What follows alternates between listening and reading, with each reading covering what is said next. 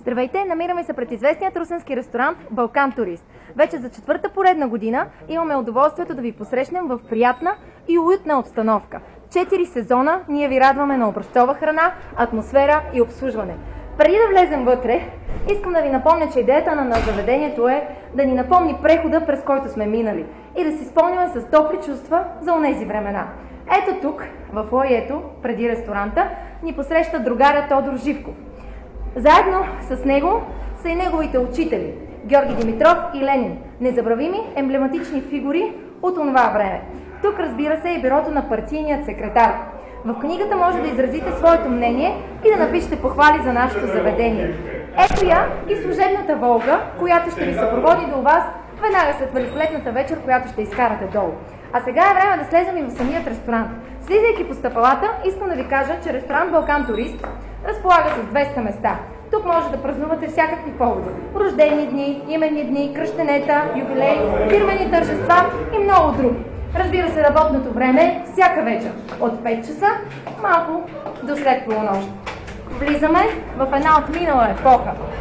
Намираме се на централна ЖП гара. Тук от този телефон нашите клиенти могат да прозвънят своите близки и да ги поканят да се присъединят към нашата компания. Ето го и таблото с актуалната преса, от която може да се информирате. Разбира се, днешният брой на вестник Правда съдържа менюто на заведението, което ви съветвам да прочетете. А сега е момента да влезем и в самият ресторант, за да видите как се забавляват хората. Малко ще е шумно, затова се пригответе да се насладите просто на атмосферата. Ето го и барът, който разполага с голяма гама напитки. Ето ви хората, които се забавляват. След малко ще минем покрай нашият оркестър, небезизвестният оркестър без име. Ето ви хората при нами. Всички хора се забавляват. Ето го, разбира се, стигаме и до автентичният кремовски салон, червен, типичен за социалистическия стил. Минаваме покрай още малко гости и завършваме нашата кратка разходка с поканата да ни посетите.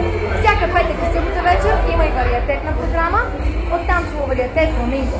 Те ще започнат малко по-късно. Здравейте! А до тогава от мен другарката Елена, лека вечер!